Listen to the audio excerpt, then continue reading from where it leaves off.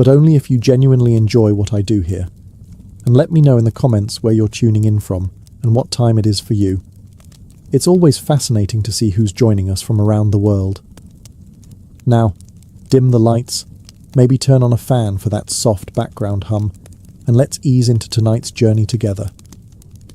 At the dawn of the 19th century, the Qing dynasty ruled over what it considered a fully completed civilization. Not developing, not emerging. Completed, finished. Like a perfectly written book with no need for a sequel. China was vast, wealthy, orderly, and deeply convinced it had already figured everything out centuries ago. From the Imperial court in Beijing, the world made perfect sense. China sat at the center of civilization, the Middle Kingdom, and everything beyond its borders existed in various stages of cultural confusion. Europe, from this perspective, was a distant land full of noisy merchants, odd clothing choices, and an unhealthy obsession with boats. And honestly, China had receipts. The empire fed hundreds of millions. Its bureaucracy functioned with terrifying consistency. Scholars spent their lives memorizing texts older than most European capitals. Examinations decided careers, not sword fights, which already put China several centuries ahead in terms of workplace professionalism. Most importantly, China produced the things everyone wanted. Tea fueled Europe's mornings. Silk wrapped aristocrats in status. Porcelain sat delicately on tables where people argued loudly about philosophy while drinking Chinese beverages out of Chinese cups. The global economy ran on Chinese products, whether Europe liked it or not. And what did China want in return? Silver. Just silver. No opinions, no gadgets, no unsolicited advice. Just shiny metal, please. This worked beautifully. Silver flowed in. Taxes were paid. Armies were funded. The imperial machine hummed along like a well-maintained clock, one made of tradition, hierarchy, and quiet confidence. Trade was tightly controlled, restricted to specific ports, and conducted entirely on Chinese terms. Foreign merchants followed the rules, or went home disappointed. There was no customer service department. But here's the problem with believing you need nothing. You stop watching people who need something desperately. While China viewed trade as a polite formality, Britain viewed it as a crisis. British silver was vanishing into China at an alarming rate, and empires hate that almost as much as they hate being told no.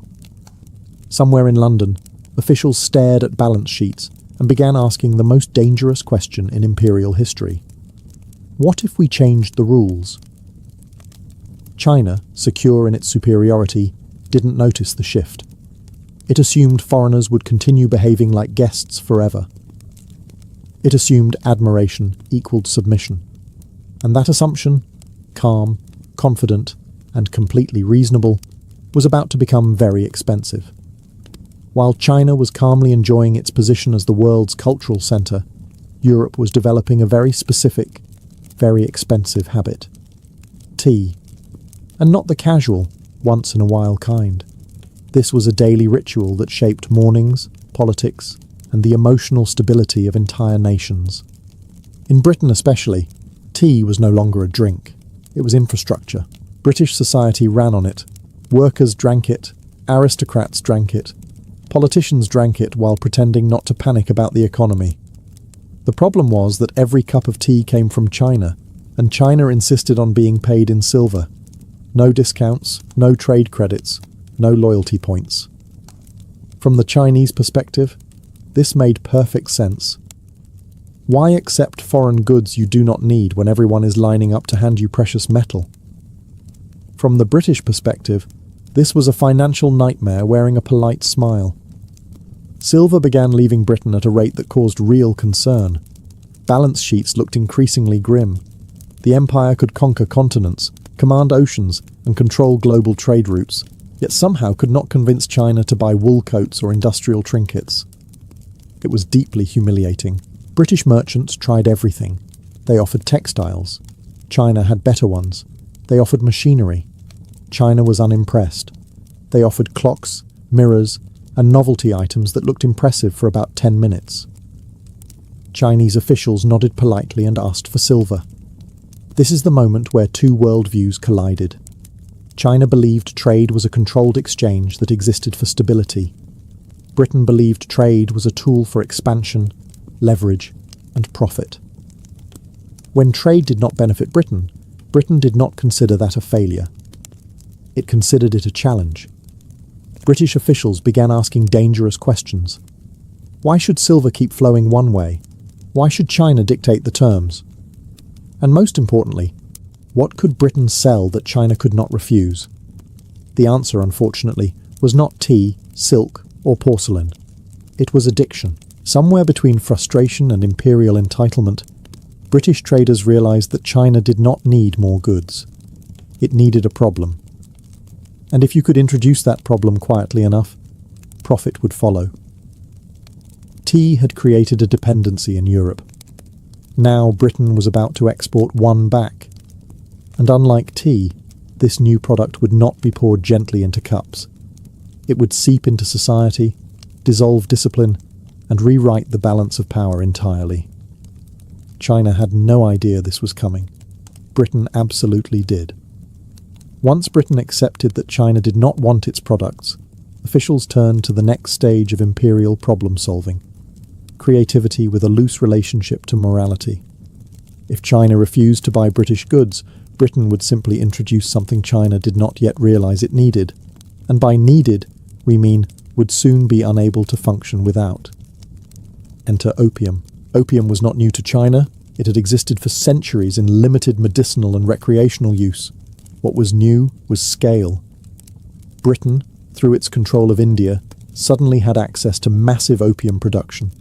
Fields were planted, harvests were refined, supply chains were organized with impressive efficiency and absolutely no concern for long-term consequences. This was not an accident. It was not a misunderstanding. It was policy. The logic was chillingly simple. Opium was lightweight, valuable, and addictive. Once people started using it regularly, demand would sustain itself. Best of all, it could be sold for silver, the exact resource Britain was losing to tea imports. The trade imbalance could be reversed, not by negotiation, but by dependency. To manage this operation, Britain relied on the British East India Company, an organisation that functioned less like a business and more like a government that had accidentally discovered profit margins. It collected taxes, ran armies, administered territory, and now, very efficiently, sold narcotics to another empire. Officially, Britain claimed the opium trade was not its responsibility. The company was merely a commercial entity, after all. This was convenient, because it allowed British politicians to express concern while simultaneously counting the money. It was a masterclass in moral outsourcing. Opium was smuggled into China through coastal networks, bribed officials, and carefully maintained grey zones. Everyone involved knew it was illegal. Everyone involved also knew it was profitable. The Chinese state warned against it. Merchants ignored the warnings. Users multiplied. At first, the damage was subtle. A few addicts, a few corrupt officials, a few missing silver shipments. Nothing that looked like a crisis, yet. But addiction does not announce itself loudly. It creeps in quietly, settles comfortably, and only reveals its full cost when it is too late to stop. Britain had solved its trade problem. China had acquired a far worse one. And the empire that once believed it needed nothing was about to discover how expensive that confidence could be. At first, the opium problem did not look like a catastrophe. It rarely does. There were no dramatic collapses, no instant riots, no imperial alarms ringing across the capital. Instead, opium entered Chinese society the way most disasters do. Politely, gradually, and with a convincing sense of deniability. It began along the coast, among merchants, sailors, and dock workers. These were people already used to foreign goods and strange habits. A pipe here, a session there. No big deal. Officials assumed it would stay contained, limited to the rough edges of society where problems were expected to live anyway. Then it didn't. Opium crept inland, carried by traders who knew exactly where demand would bloom next.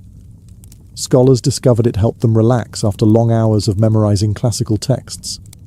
Soldiers used it to dull boredom, pain, and the existential dread of standing guard for weeks at a time.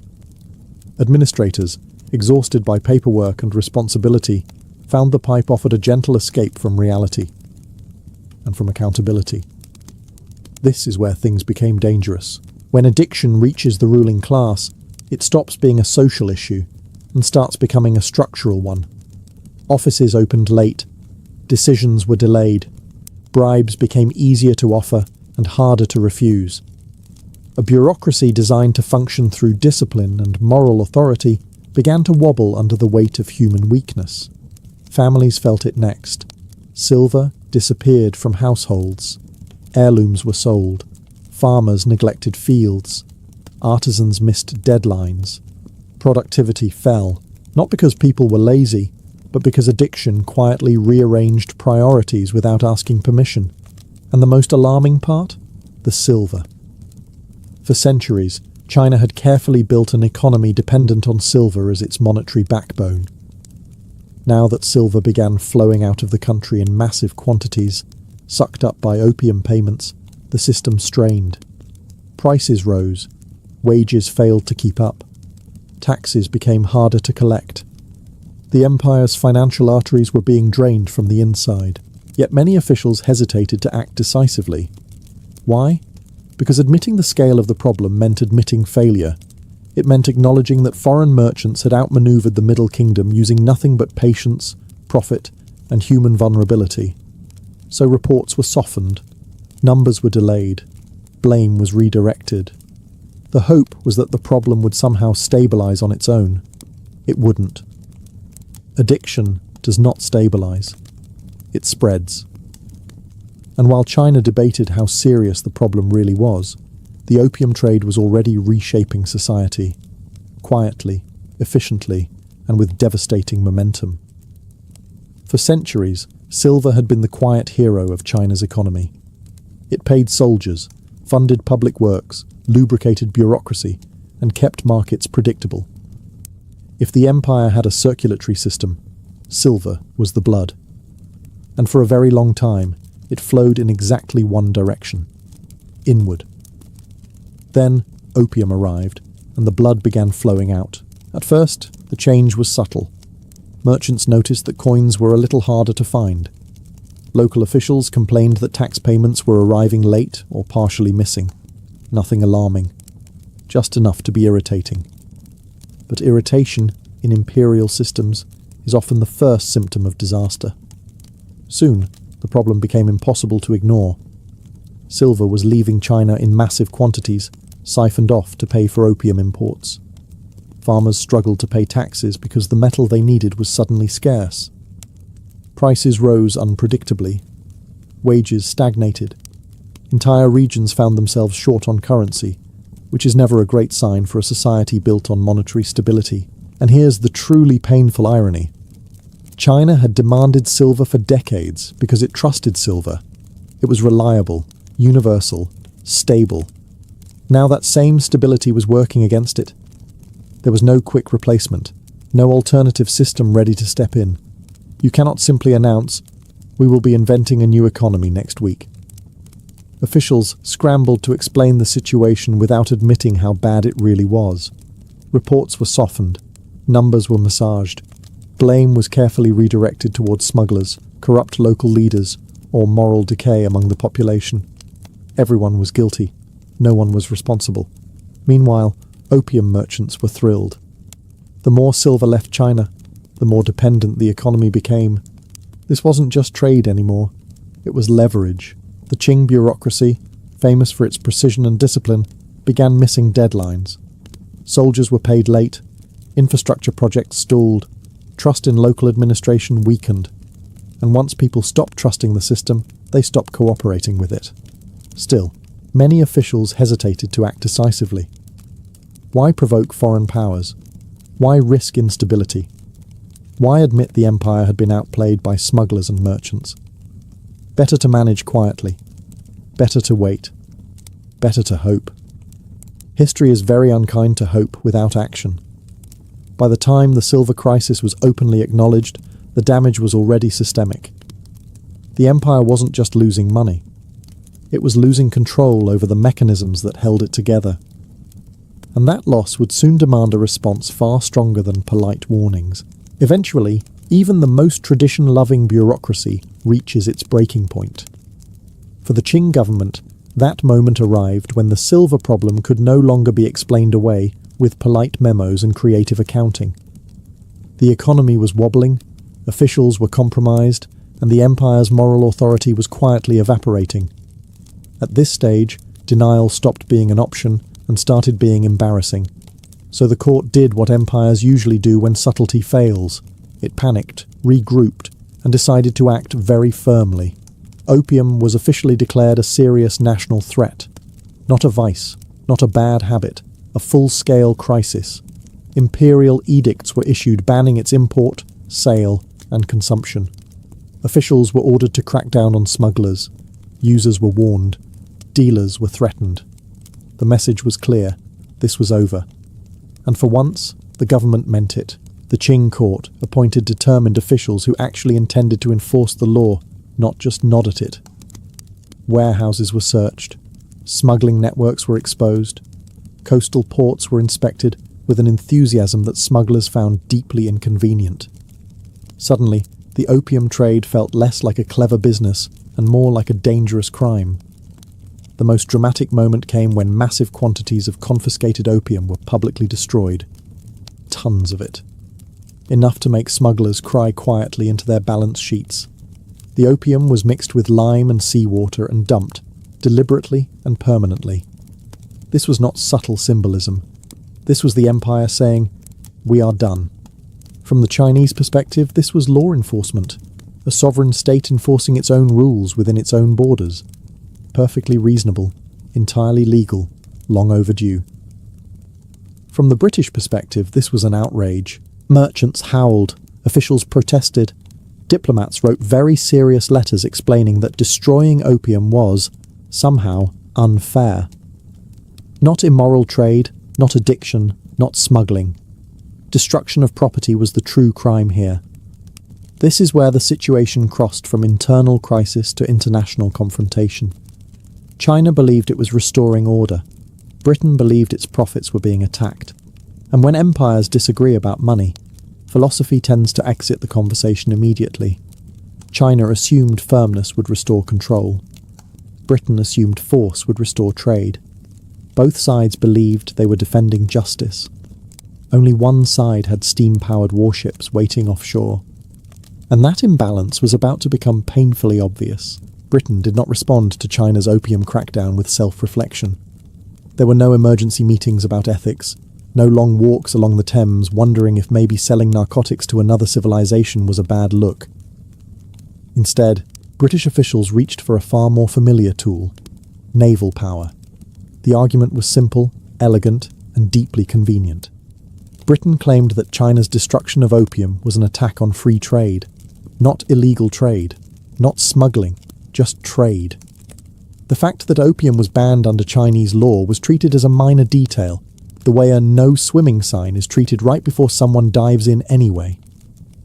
Diplomatic letters flew back and forth, each more offended than the last. Britain insisted that its merchants had rights. China insisted that its laws applied within its borders. One side believed sovereignty mattered. The other believed profit mattered more. This conversation was never going to end peacefully. So Britain sent ships, and modern ships, steam-powered, bristling with cannons, crewed by sailors trained for industrial warfare. When these vessels arrived off the Chinese coast, they represented a future that the Qing military was simply not prepared to fight. This was not courage versus cowardice. It was wood and sail versus iron and steam.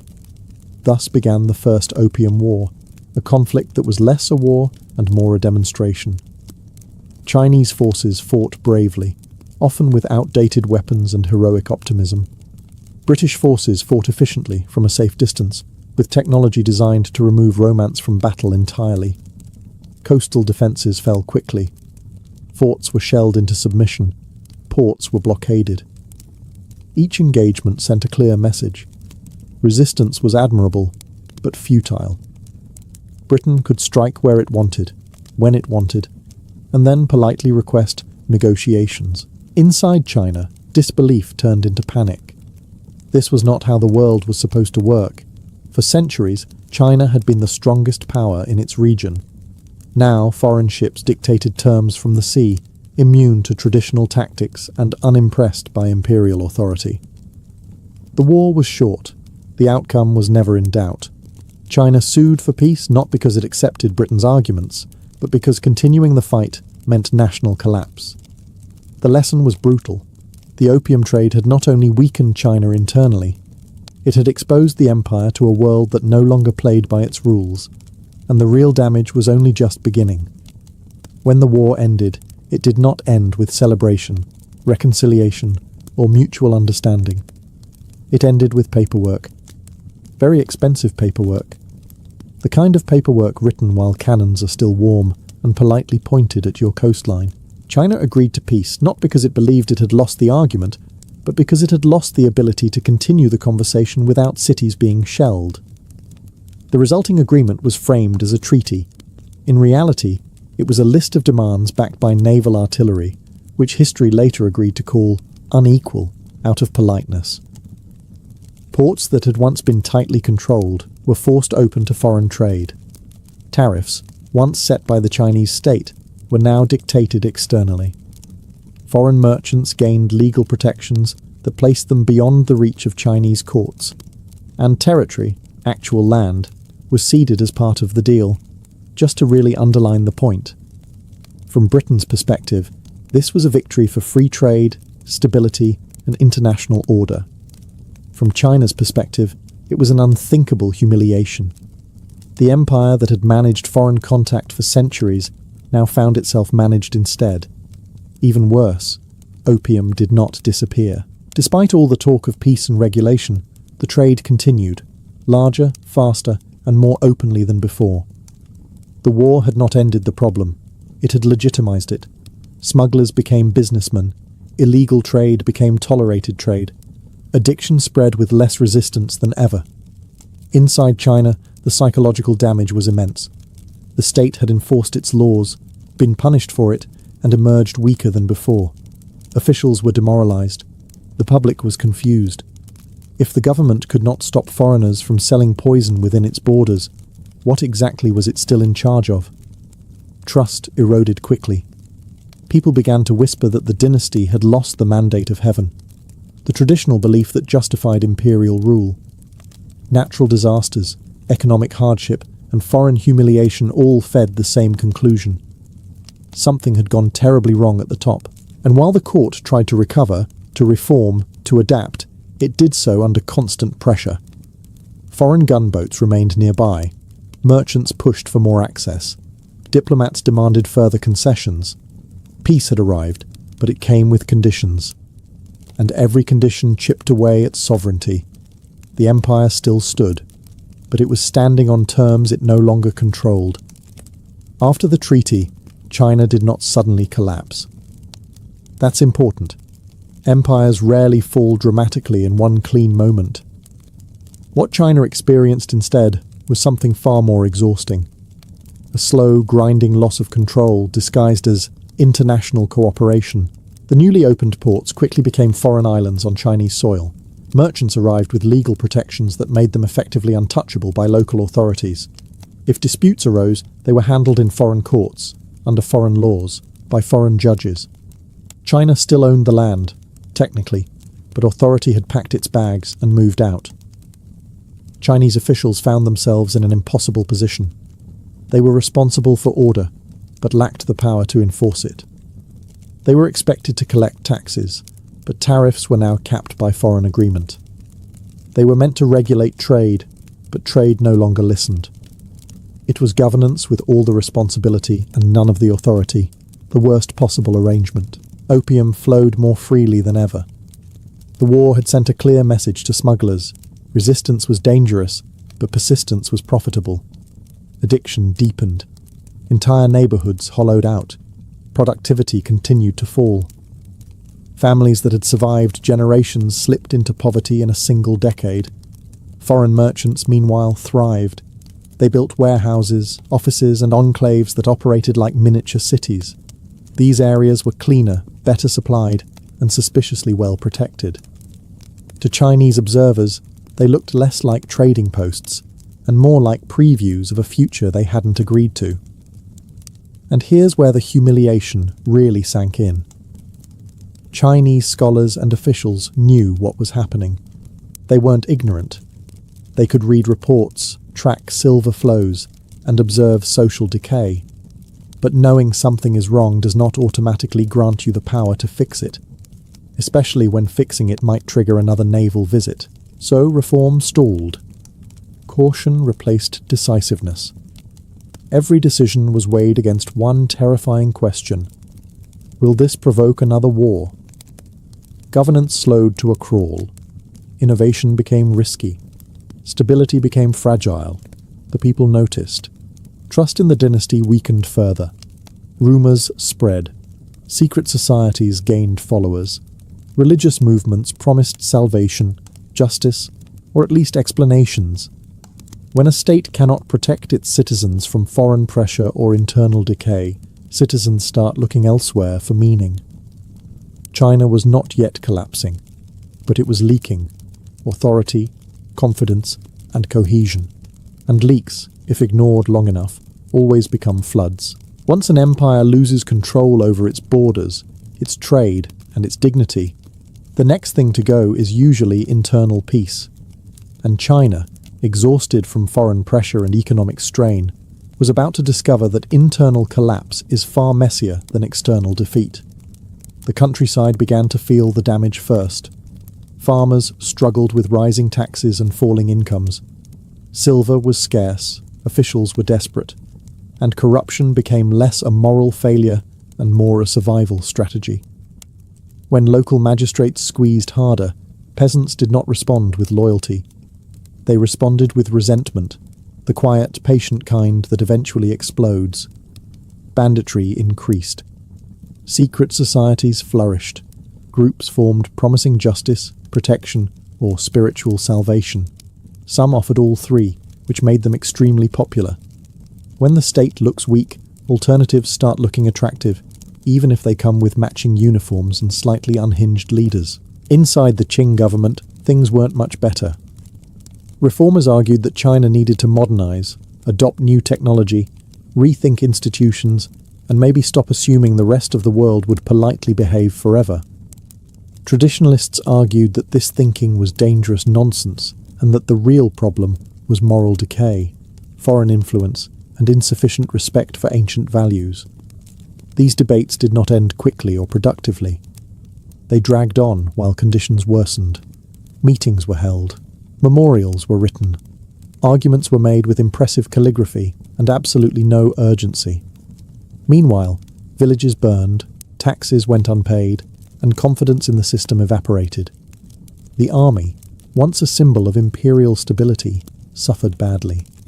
Soldiers were underpaid, poorly equipped, and increasingly tempted by desertion or rebellion. Loyalty is difficult to maintain when your salary is late and your government appears powerless. Even discipline began to fray, and perhaps most damaging of all was the loss of belief. For centuries, the Qing ruled under the idea that heaven favoured their authority. When floods, famine, addiction, foreign humiliation, and internal chaos all arrived at once, people began to question whether heaven had quietly withdrawn its support. The mandate of heaven was not officially revoked. It never is, but it was definitely under review. By this point, the empire was no longer simply reacting to problems. It was drowning in them. Foreign powers watched closely.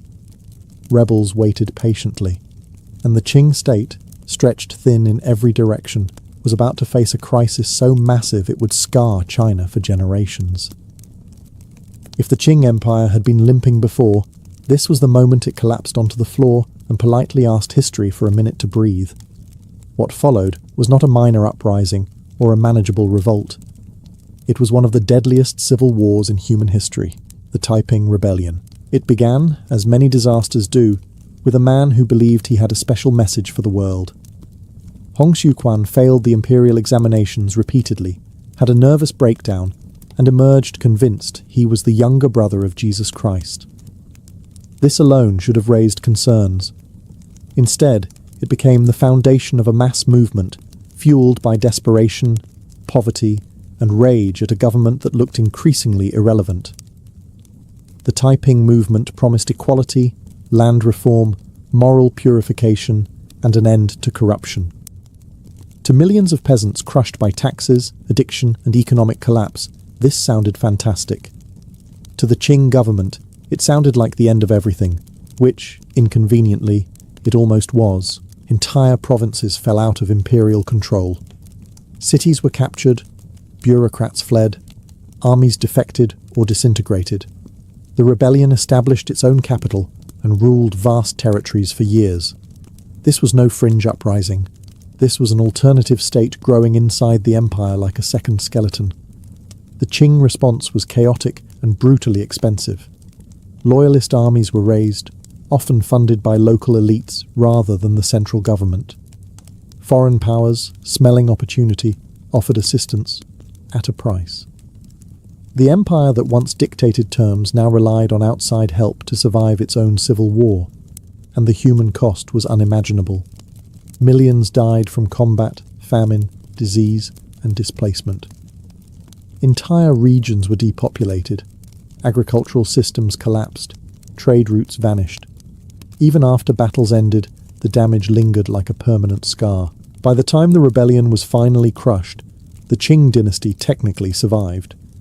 But in the same way a building survives after a fire, standing, blackened, hollow, and structurally unsound. The rebellion did not cause China's collapse. It revealed it. Opium, foreign pressure, economic failure, and political paralysis had weakened the empire. The Taiping rebellion simply tore the curtain down and showed how fragile everything had become.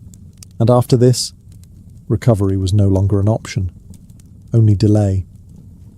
After the rebellion was crushed, the Qing Empire still existed, which, under the circumstances, felt like an achievement worth applauding politely. The dynasty remained on the throne, officials returned to their desks, and the machinery of government creaked back into motion. On paper, the empire had survived. In reality, it was operating on borrowed time and borrowed confidence. The central government was exhausted. Financial reserves were gone. Military forces were depleted. Authority had been outsourced to local elites who now expected rewards for saving the dynasty. The emperor still ruled, but increasingly through negotiation rather than command. Never a comforting sign for an absolute monarchy. Foreign powers noticed immediately. China's weakness was no longer theoretical. It was visible, tangible, profitable.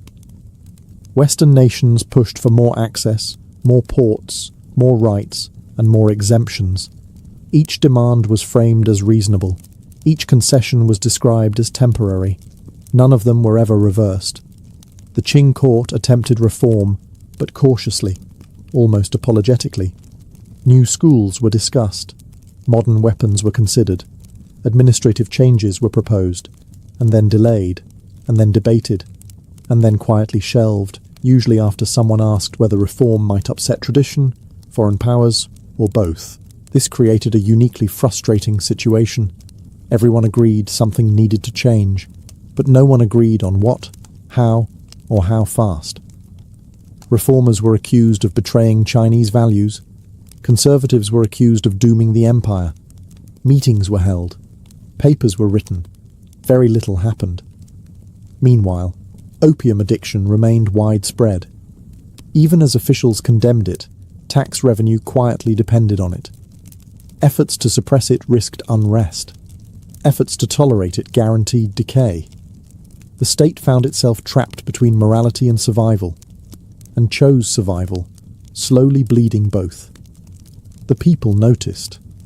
Faith in the dynasty continued to erode. Younger generations questioned why China, once the unquestioned center of civilization, now bent to foreign demands. Scholars debated how this had happened.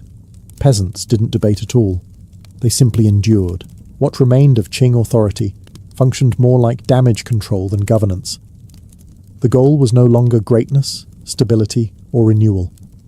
It was simply avoiding collapse for another year. then another, then another.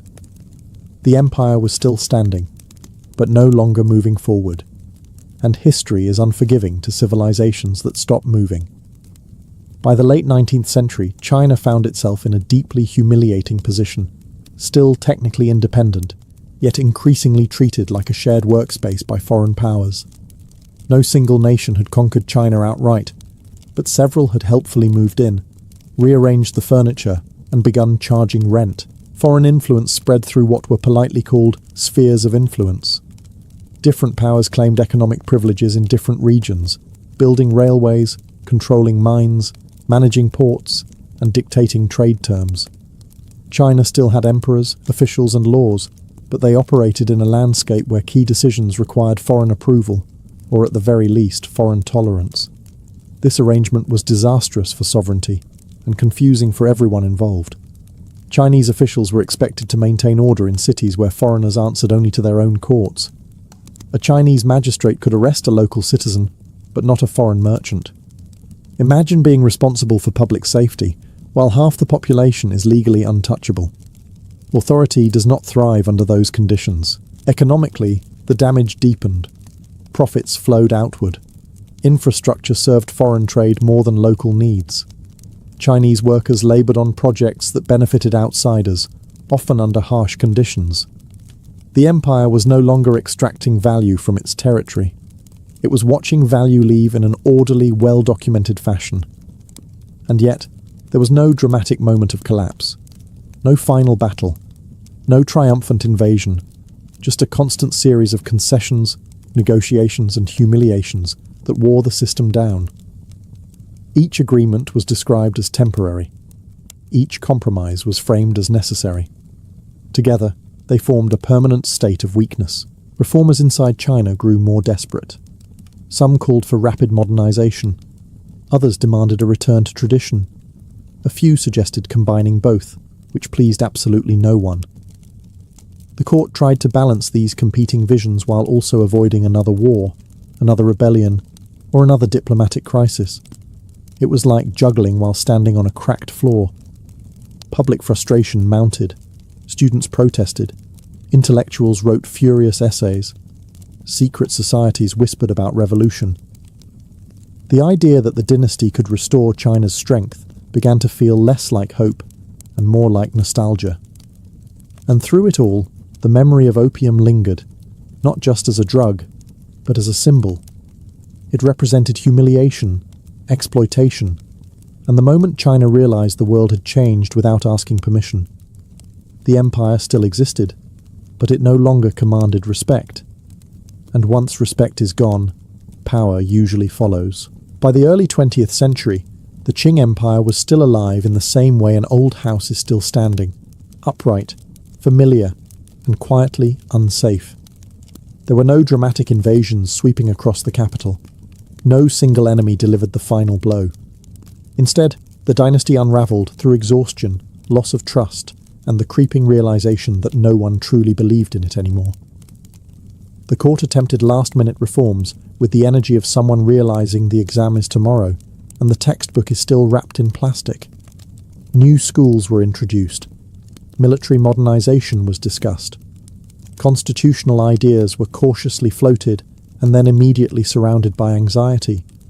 Every reform felt both necessary and terrifying. Change might save the empire, but it might also finish it off. Officials hesitated. Delay became policy. Meanwhile, foreign influence was no longer shocking. It was normal. Foreign banks, railways, and concessions were part of daily life.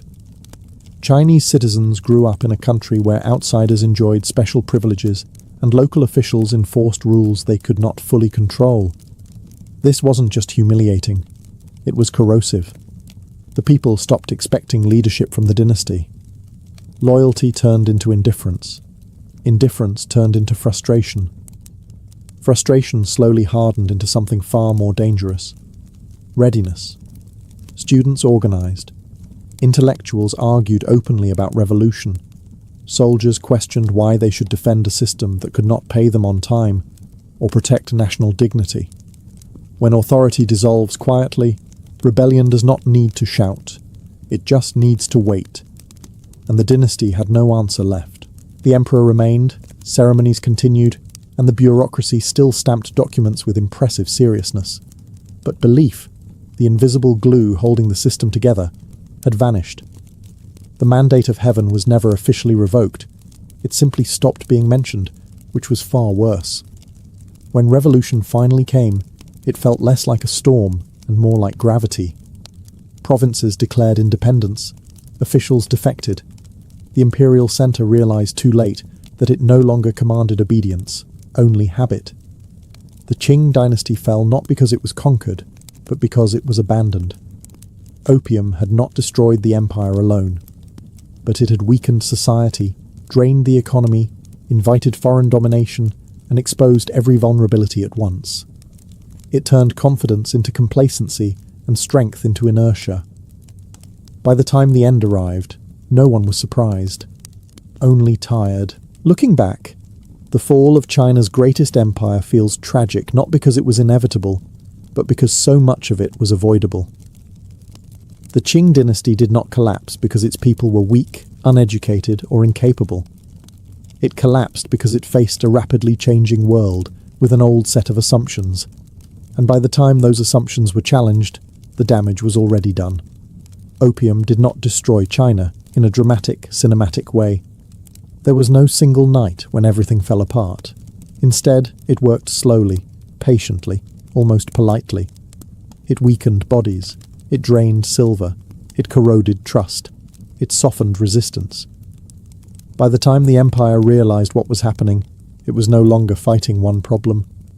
It was fighting all of them at once. Foreign powers did not need to conquer China outright. They simply waited. They watched as addiction hollowed out society, as trade imbalance flipped direction, as reforms stalled under fear and indecision.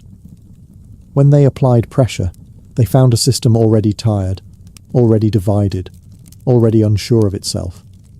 And here's the uncomfortable truth. The opium trade succeeded not just because Britain was aggressive, but because it understood something brutal about power. Power does not always need armies. Sometimes it just needs leverage, economic, social, psychological. Opium was leverage in its most cynical form. The Qing court believed stability was strength. In many eras, it had been. But in this one, stability without adaptation became stagnation. The empire tried to preserve order while the world rewrote the rules. It tried to manage foreign contact instead of understanding it. It tried to outweight change. History does not wait, and yet there is something quietly admirable in how long China endured. Despite humiliation, rebellion, addiction, and foreign pressure, Chinese society did not disappear. It absorbed the shock. It fractured, suffered, and eventually rebuilt. The empire fell, but the civilization did not, which is more than many empires can say. If there is a final lesson here, it is this. No civilization collapses because of a single vice or a single enemy.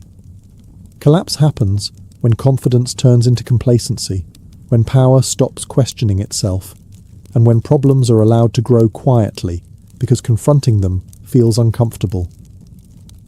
Opium did not just poison bodies, it exposed weakness, and once weakness is visible, the world moves in. That is how China's greatest empire fell, not with a final battle, but with a long, exhausted exhale. Amelia Earhart was not born into the sky. She was born into a world that very clearly told her to stay on the ground. Late 19th century America had firm ideas about what girls were meant to become, and none of them involved engines, windburn, or altitude. But even as a child, Amelia treated those expectations like loose suggestions rather than rules. She grew up climbing trees, building crude homemade roller coasters, and collecting newspaper clippings about women who dared to do unusual things.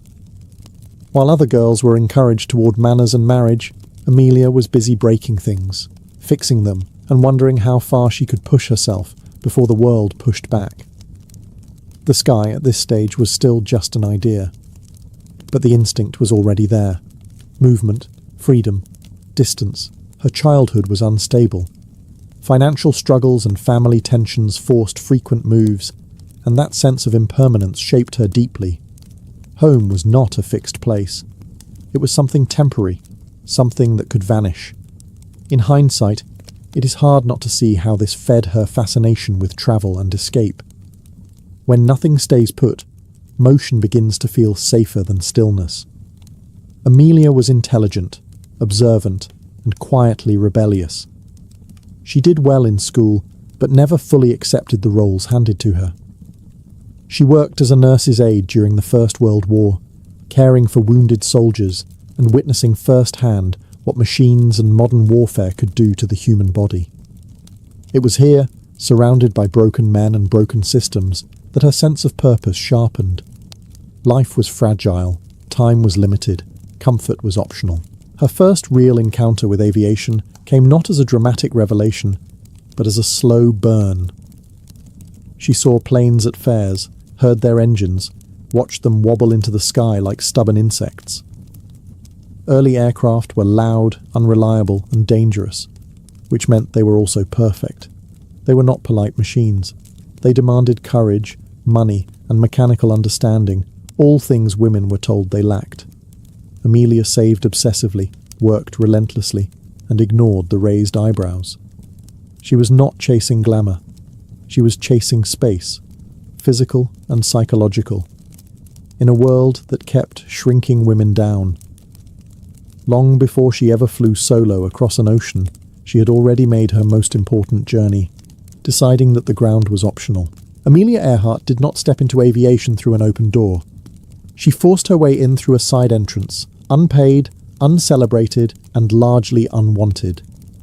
Flying in the early 1920s was expensive, dangerous, and dominated by men who believed gravity was sexist, and ambition even more so. Amelia did not argue with them. She simply learned to fly anyway. Her first flight as a passenger was brief and unromantic. The plane rattled, the wind roared, and the pilot probably did not care whether she enjoyed herself. But something clicked. Not awe, not fear, recognition.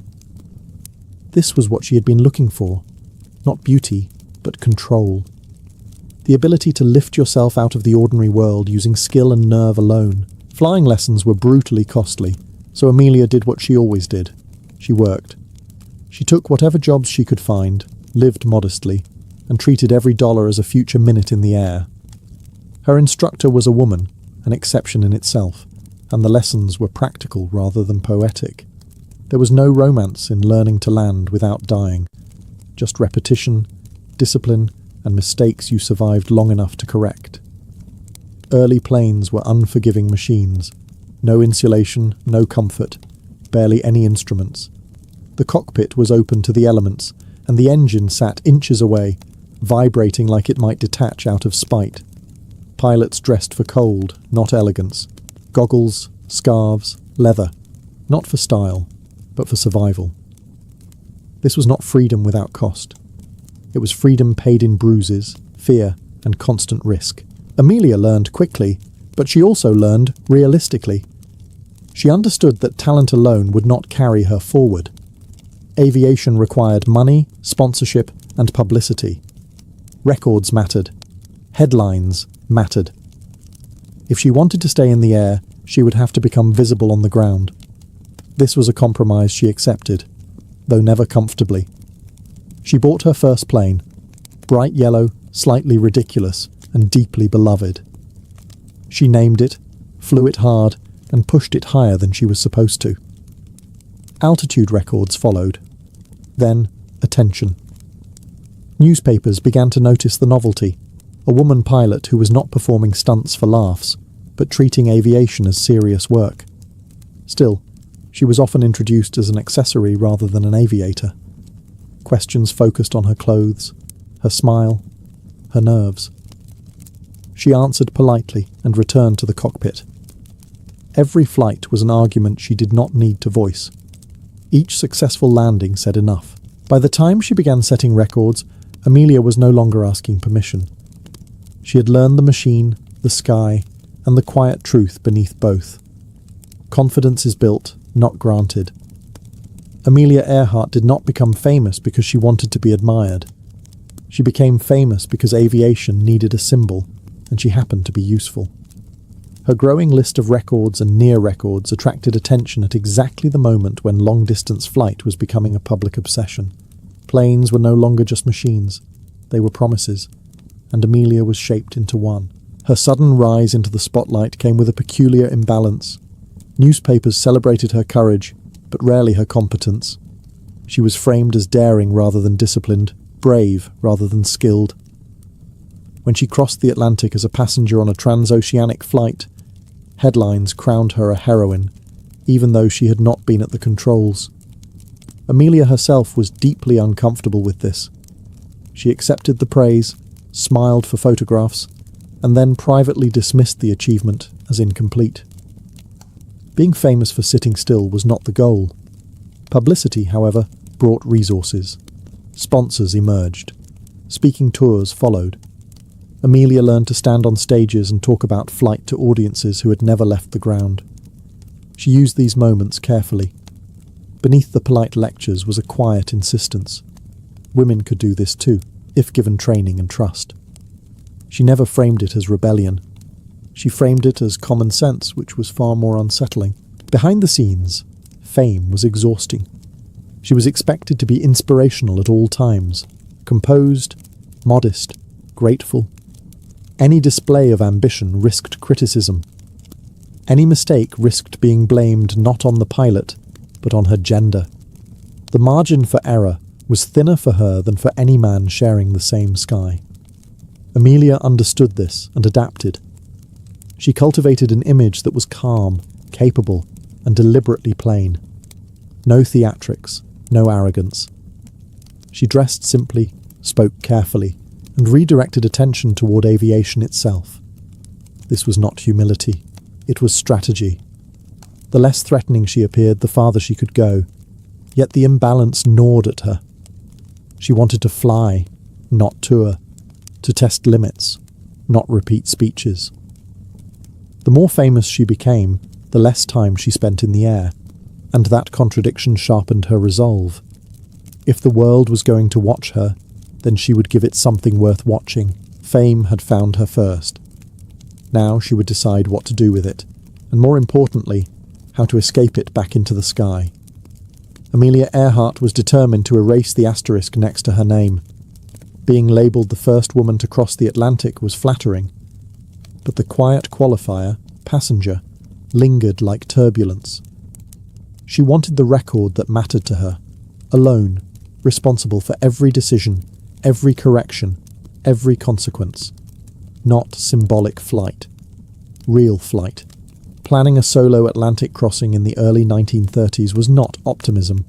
It was audacity backed by preparation. The route was dangerous, the weather unpredictable, the navigation crude. There were no comforting instruments to lean on, no autopilot to save you when fatigue set in. Once airborne, the pilot became a small human problem suspended inside a larger mechanical one. Amelia knew this.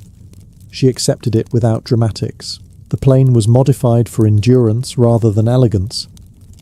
Extra fuel tanks replaced comfort. Weight was calculated obsessively. Anything unnecessary was removed. The cockpit became a narrow space of noise, vibration, and isolation. This was not a journey meant to be enjoyed. It was meant to be completed. When she took off, there was no spectacle. Just an aircraft lifting into uncertain sky, carrying a woman who understood exactly what was at stake. Hours passed. Weather deteriorated. Ice formed on the wings. Instruments failed. At times she flew blind, trusting instinct, experience, and the thin line between caution and commitment. Fatigue crept in quietly. Muscles stiffened. Focus narrowed. The Atlantic offered no landmarks, no reassurance, just endless water below and an engine whose mood could change without warning. At any moment, a single failure could turn determination into disappearance. And yet, she persisted, not heroically, practically. Each problem was addressed as it arrived. When the plane struggled, she adjusted. When conditions worsened, she adapted. The flight was not a cinematic triumph. It was a sustained act of competence under pressure. When she finally landed on the far side of the ocean, there was relief rather than celebration. The record was hers now, undeniable, unqualified. She had done what she set out to do, not to prove a point to critics, but to herself. The world responded with applause, parades, and headlines. Amelia accepted them politely. But the real victory had already happened in the air, where no audience could interfere. She had taken full control of the aircraft, the narrative, and the meaning of her own ambition. Amelia Earhart emerged from her Atlantic triumph with something more complicated than victory. She was no longer just a skilled aviator. She had become a symbol whether she liked it or not. The public saw freedom, progress, and modernity stitched neatly into a leather jacket. Amelia saw a responsibility she had not actively sought, but refused to waste. With recognition came influence. Invitations arrived from universities, aviation groups, and political organizations. She accepted many of them, not out of obligation, but because she understood leverage when she saw it. If people were going to listen to her, she would say something useful. She spoke openly about opportunity, access, and the absurd waste of talent caused by excluding women from technical fields. Her arguments were calm, factual, and difficult to dismiss without sounding irrational. She helped found organizations dedicated to supporting female pilots, not as social clubs, but as professional networks. Training, shared resources, mentorship, practical tools rather than inspirational slogans. Amelia believed progress came from structure, not applause. You could not survive on admiration alone. You needed skills, backing, and people who took you seriously. At the same time, she continued flying. Records accumulated quietly: speed, distance, altitude.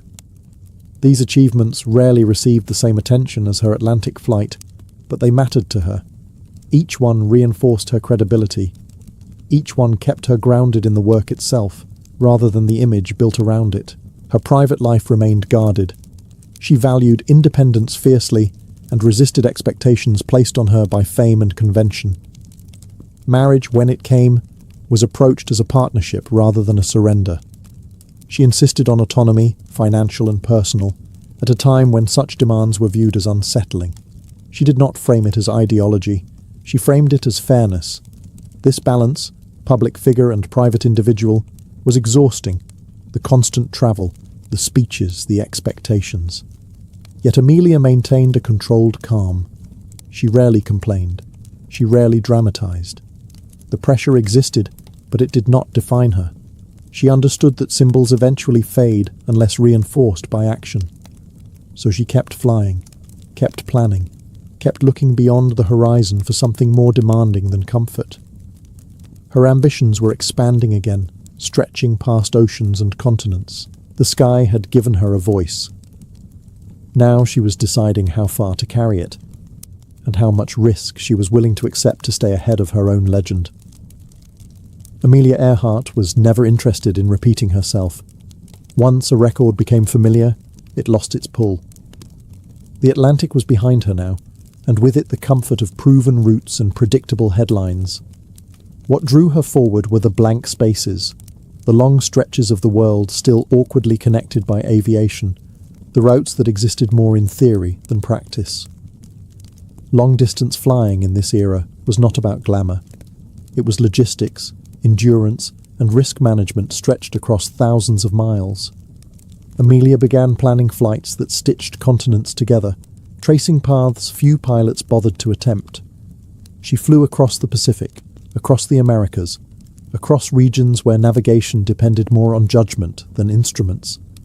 Each journey was a lesson in humility. The sky did not care about reputation. The physical toll increased. Hours in the cockpit strained the body and dulled the senses. Weather delays turned schedules into guesses. Mechanical issues appeared far from spare parts and friendly runways. Amelia grew leaner, quieter, more focused. The casual charm that once defined her public image gave way to something sharper. a professional intensity that understood how thin the margin really was. She studied maps obsessively, not as abstractions, but as lived challenges. Wind patterns, fuel ranges, emergency landing options. Every line represented a decision she might have to make alone. This was where she felt most herself, planning against uncertainty, preparing for problems that had not yet arrived. At the same time, aviation itself was changing. Planes were improving, but not fast enough to eliminate danger. Radio communication remained unreliable. Navigation over water was still an exercise in estimation. Progress created opportunity, but not safety. Amelia accepted this without complaint. Risk was not an obstacle to ambition. It was the price. Friends and colleagues worried. The routes were longer now, the margins thinner. She listened, acknowledged their concerns, and continued planning. Fear, to her, was information. Something to account for, not something to obey. The more she flew, the clearer her next goal became. If aviation was going to mature, someone had to test its limits. Someone had to prove that global flight was not a novelty, but a future. And if the world insisted on watching her, then she would give it one last, unmistakable line across the map, even if that line ran straight through the most unforgiving skies on Earth. Amelia Earhart did not wake up one morning and casually decide to fly around the world. The idea formed gradually, like pressure building behind a sealed door. Aviation had advanced enough to make the attempt conceivable, but not enough to make it safe. That narrow gap between possible and foolish was exactly where Amelia tended to operate best. A circumnavigation near the equator would be longer, more complex, and less forgiving than any route she had flown before. It meant sustained endurance rather than a single dramatic crossing. Fuel logistics, international permissions, weather windows, navigation over open ocean, every variable multiplied. This was not a publicity stunt. It was a technical challenge disguised as an adventure. The aircraft was modified yet again. More fuel, more weight, more vulnerability.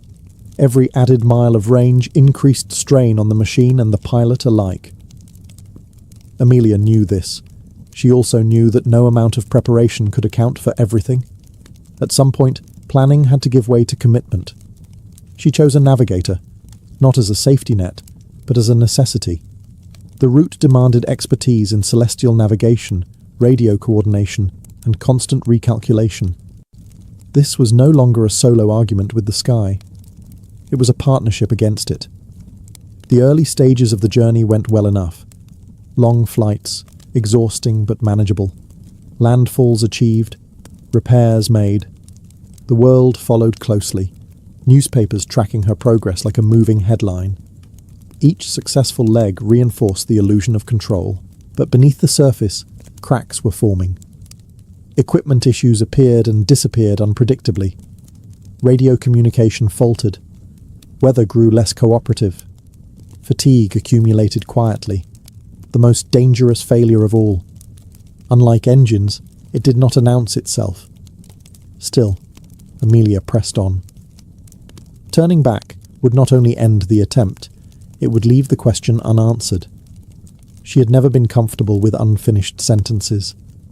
As the flight approached the Pacific, vast, remote, and indifferent, the margins narrowed to almost nothing.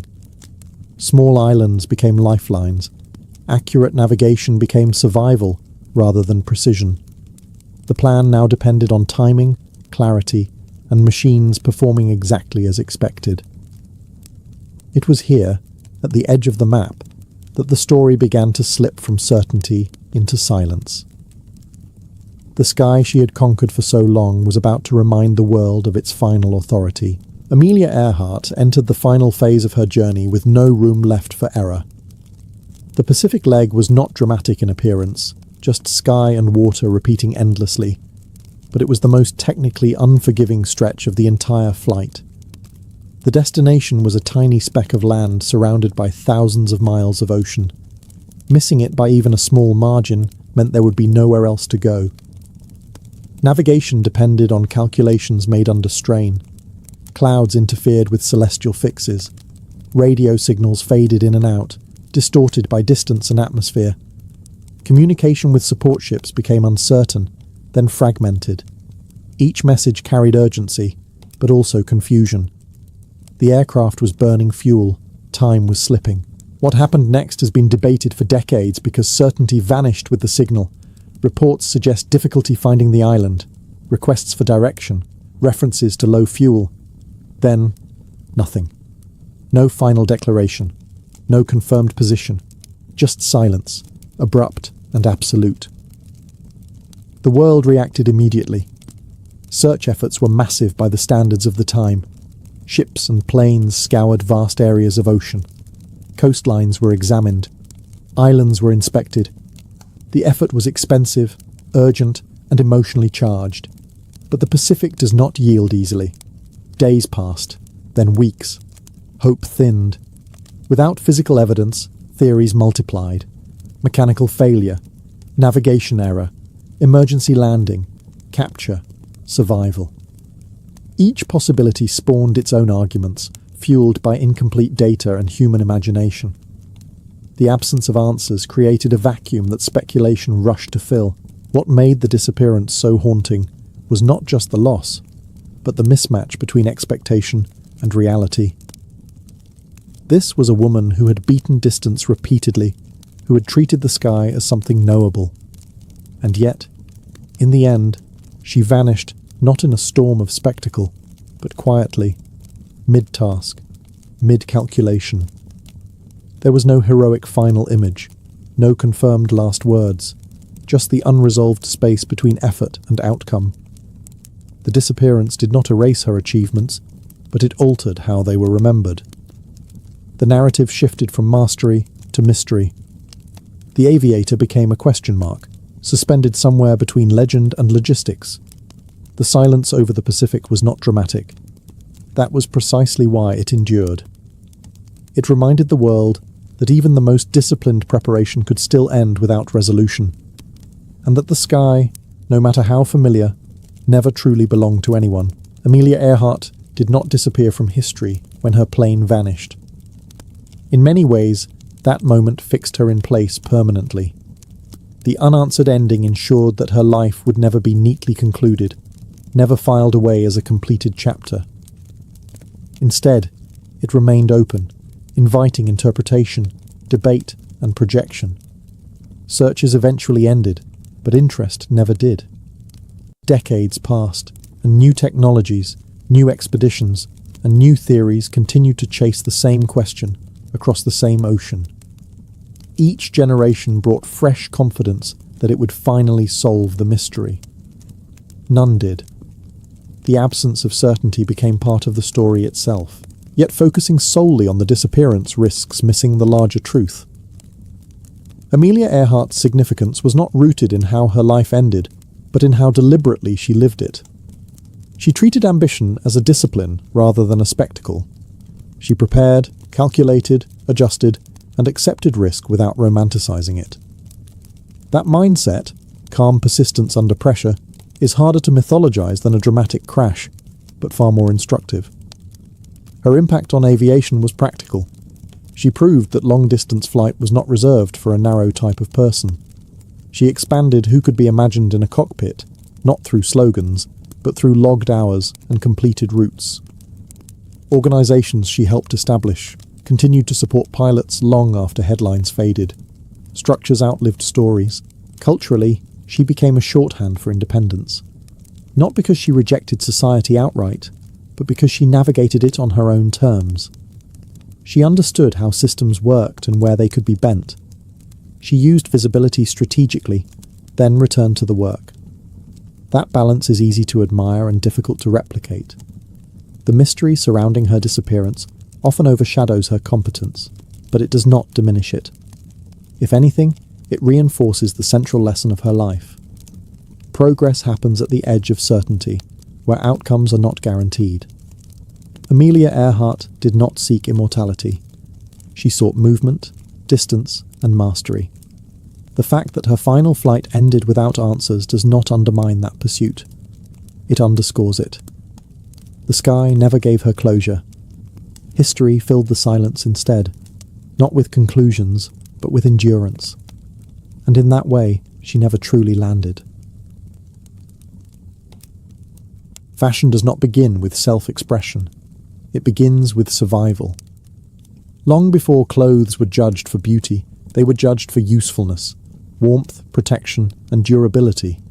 But almost immediately, something else crept in. Meaning. Even the simplest garment began to say something about who you were, where you belonged, and how much power you carried. In ancient Egypt, this connection between clothing and status became unmistakable. Linen dominated daily life, spun from flax grown along the Nile. It was light, breathable, and perfectly suited to a hot climate. But not all linen was equal. The quality of the weave, the fineness of the thread, and the cleanliness of the cloth mattered deeply. Clothing was not just worn, it was displayed. Most people dressed simply. A basic wrap or kilt, practical and unadorned, signalled labour and obedience. The elite, however, wore linen so fine it was almost transparent, carefully pleated and bleached to radiant white. Cleanliness itself became a symbol of moral and social superiority. To appear unkempt was not just unattractive, it was suspect. Jewellery filled the gap where fabric stopped. Gold, beads, amulets, and coloured stones transformed otherwise minimal clothing into declarations of rank. These were not accessories for decoration alone. They were portable wealth, spiritual protection, and political messaging worn directly on the body. Even cosmetics played a role. Kohl-lined eyes were practical against glare and infection, but they also signalled refinement and divine favour. What matters here is not the look itself, but the logic behind it. Clothing already functioned as a visual language. You could read a person instantly, their occupation, their proximity to power, their access to resources. There was no illusion that fashion was personal.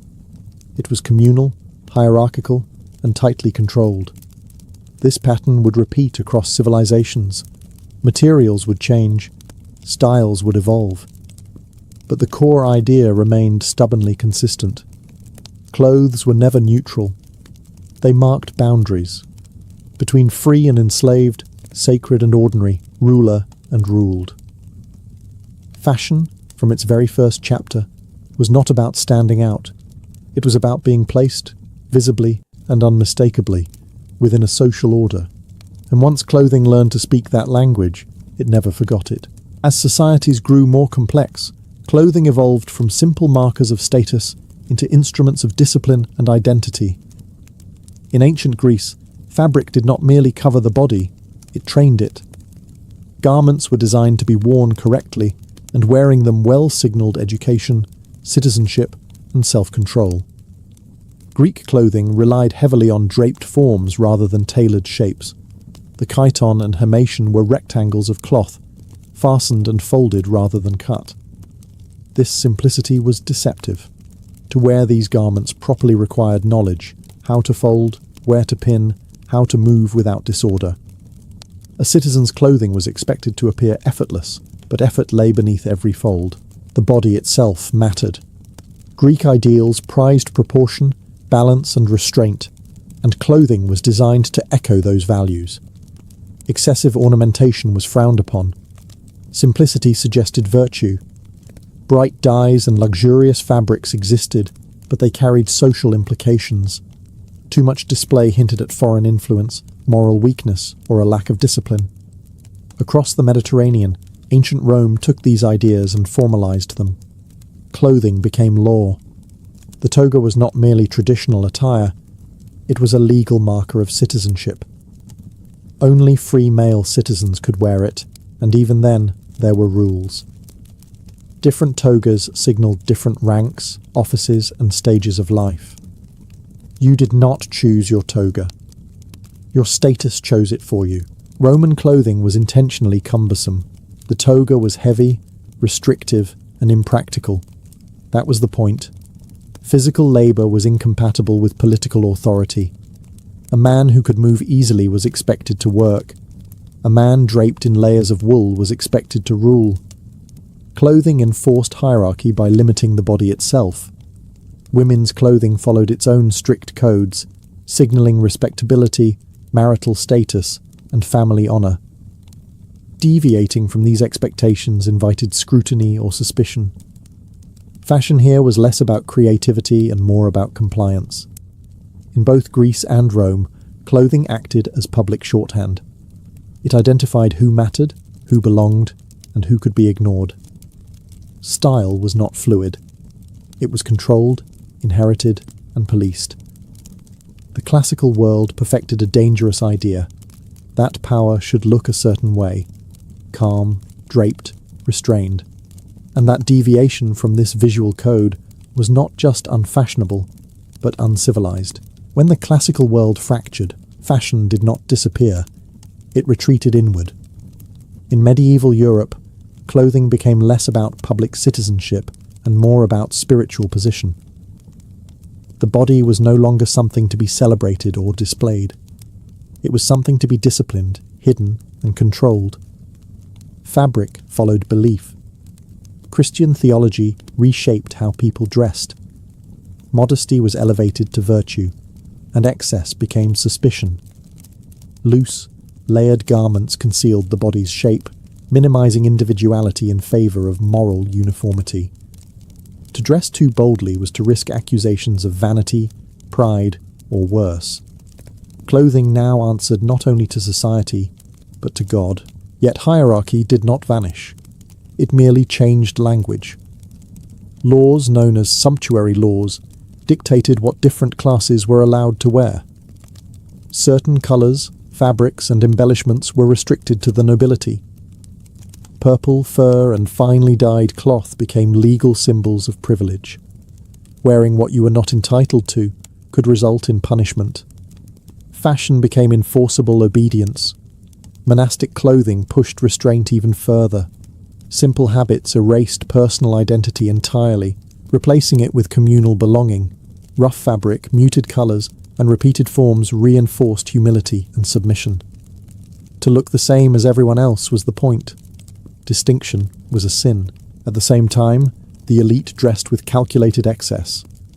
Heavy velvets, layered furs, and elaborate embroidery declared power not through elegance, but through weight and cost. These garments were uncomfortable by design. They announced that the wearer did not labour, did not rush, and did not bow easily. Clothing slowed the body and elevated the wearer above daily struggle. Women's fashion reflected additional pressures. Clothing emphasized chastity and obedience, with veils, long sleeves, and structured layers that restricted movement. Hair was hidden. Silhouettes were controlled. The body was managed as a moral object rather than an expressive one. Colour itself carried meaning. Black signalled seriousness and authority. White suggested purity.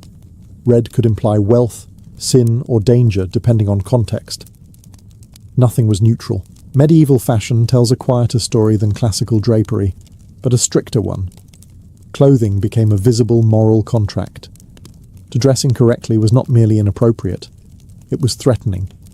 Faith and fear were woven tightly together, and fabric became the front line where belief, power, and control met. The Renaissance did not reject medieval values so much as renegotiate them. As Europe's cities grew wealthier and more self-confident, clothing began to change shape, literally. Fabric once used to conceal the body was now cut, padded, and structured to emphasize it. Fashion turned outward again, and the human form returned to the center of attention. Tailoring transformed clothing from draped layers into engineered silhouettes. Sleeves were slashed and puffed, revealing expensive inner fabrics beneath. Doublets and gowns were stiffened, widened, and shaped. The body became a framework for displaying wealth, skill, and ambition. Clothing no longer whispered obedience. It announced presence. This was not vanity alone. The Renaissance celebrated human achievement. Art, science, politics, and fashion mirrored this confidence. To dress well was to declare participation in a new world driven by intellect and enterprise rather than pure inheritance. Merchants dressed like nobles. Nobles dressed to stay ahead of merchants. Fashion became competitive. Fabric itself grew more elaborate. Silk, velvet, brocade, and lace flooded European markets, fueled by expanding trade routes. Colours deepened as dye technology improved. Rich reds, blues, and greens became attainable for those with money, not just titles. Wealth began to challenge birthright, yet control remained. Sumptuary laws persisted, struggling to keep up with social change. Clothing exposed tension between tradition and mobility. The law tried to freeze society in place. Fashion kept moving. Men's clothing emphasized authority and structure. Broad shoulders, narrow waists, and stiff collars created a commanding silhouette. Power was built into the garment itself. Women's fashion followed a different logic.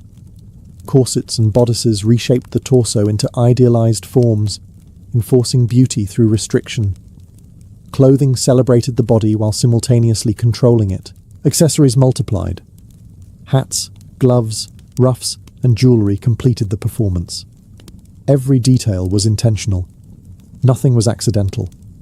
The Renaissance also elevated the artist and the tailor. Craftsmanship became visible. Clothing was no longer just worn. It was admired as a technical achievement. Skill itself became fashionable. In this era, fashion became personal again, but not free. It reflected ambition, anxiety, and competition in equal measure. The body returned to view, but only after being disciplined, reshaped, and turned into a statement. The Renaissance dressed the human figure as a work of art, impressive, constrained, and constantly judged. As Europe moved into the early modern period, fashion became louder, heavier, and far less subtle. Clothing was no longer just about wealth or refinement. It became a political instrument. Nowhere was this clearer than at the royal courts, where dress was transformed into spectacle and authority, stitched itself into every seam. At the centre of this transformation stood Louis XIV, who understood something crucial. Power must be seen to be believed. At his court, fashion was tightly controlled, extravagant, and deliberately impractical. Towering wigs, embroidered coats, silk stockings, and heeled shoes turned the male body into a moving display of dominance. These clothes restricted movement on purpose. A king who could barely walk did not need to run. Court dress became a uniform of obedience. Nobles were expected to appear in specific styles, colours, and fabrics, all regulated by royal taste. To fall behind in fashion was to fall behind politically. To be excluded from court dress was to be excluded from influence. Clothing functioned as social surveillance. Women's fashion reached new extremes. Dresses widened into architectural forms, supported by layers of understructure. Movement became slow, ceremonial, and controlled. The body was less a person than a platform for displaying wealth, lineage, and alliances. Comfort was irrelevant. Visibility was everything. Luxury materials dominated. Silk, lace, gold thread, and imported dyes. These were not simply expensive. They were intentionally wasteful. Excess proved abundance. The ability to wear something impractical demonstrated that labour was someone else's problem. This era also solidified fashion's relationship with imitation. Courts across Europe copied each other obsessively. Style travelled faster than armies. To dress like the French court was to signal sophistication and power, even when the wearer had neither. Fashion here was no longer just personal or cultural. It was administrative. It organised hierarchy, enforced loyalty, and made inequality visible. Clothing told everyone exactly where they stood. The theatre of power reached its peak in fabric and form. Fashion was no longer about protecting the body or celebrating it. It was about overpowering it, transforming human figures into symbols that could be read instantly and obeyed without question.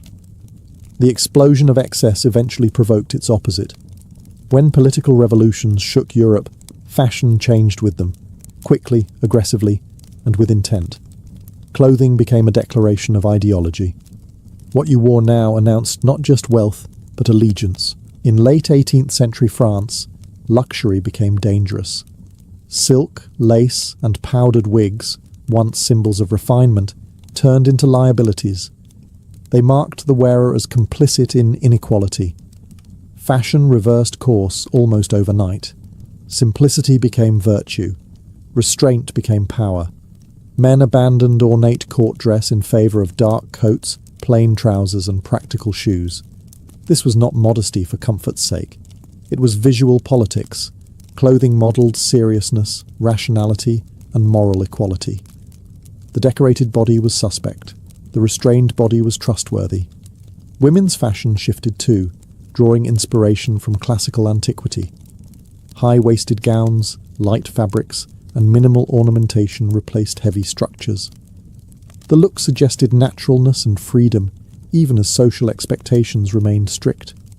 Fashion promised liberation more readily than it delivered it. Colour became ideological.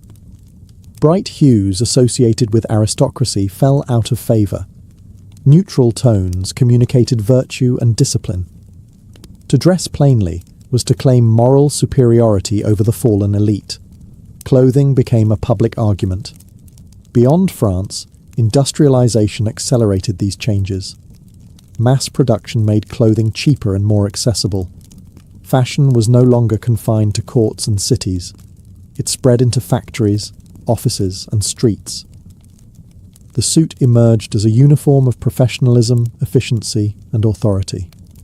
Its clean lines concealed class differences while quietly reinforcing them. Gender distinctions hardened. Men's fashion narrowed into repetition. Women's fashion remained expressive but constrained, balancing ornament with social control. Dress codes emerged, formalizing respectability through fabric. This era redefined rebellion. You no longer needed excess to signal power. You needed restraint, control, uniformity. The most radical thing you could wear was something that refused spectacle. Fashion, once again, mirrored society's anxieties.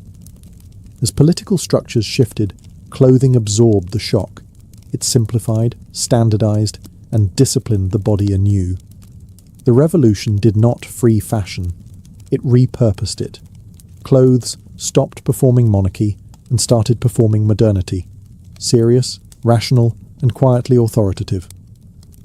As the 19th century progressed, fashion tightened its grip on the body once again, not through spectacle, but through morality. Industrialization transformed how clothes were made, sold, and worn. At the same time, social values hardened around respectability, discipline, and visible self-control. Clothing became a moral surface. Factories flooded cities with affordable garments. Ready-made clothing replaced bespoke tailoring for much of the population. Fashion accelerated, trends spread faster, uniformity increased. But this accessibility came with rules. To dress improperly was to signal moral failure rather than poor taste. The silhouette of the era reflected these anxieties. Men's fashion became rigid and repetitive. Dark suits, stiff collars, controlled shapes. Authority was sober, restrained, and predictable. Individuality was discouraged. Seriousness became the ideal. To dress loudly was to lack discipline. Women's fashion told a more complicated story. The body was reshaped dramatically through corsets, bustles, and layers of structure. These garments enforced posture, limited movement, and idealized fragility. Clothing claimed to protect women while physically constraining them. Respectability required discomfort. At the same time, fashion reinforced gender roles visually. Men moved freely. Women occupied space carefully. Clothing trained behavior as much as appearance. Fashion became a tool for social instruction. Color followed moral logic. Black signaled seriousness and virtue. Excessive decoration invited suspicion. Even leisure clothing was carefully coded. There were rules for every context: public, private, formal, informal. To know these rules was to belong. Yet beneath this surface of restraint, tension built. The same industrial systems that produced modest clothing also created wealth, mobility, and urban anonymity. New social classes emerged. Fashion began to fragment. The first cracks appeared. Women adopted simplified garments for work and movement. Sportswear emerged. Rational dress movements questioned restrictive clothing. These were not yet revolutions, but pressure points. Victorian fashion reveals a society obsessed with control over bodies, behaviour, and appearances. Clothing functioned as armour against chaos, signalling order in a rapidly changing world. But control breeds resistance. And as the century closed, fashion stood on the brink of rebellion, ready to loosen, shorten, and finally breathe again. The early 20th century did not politely adjust fashion. It dismantled it.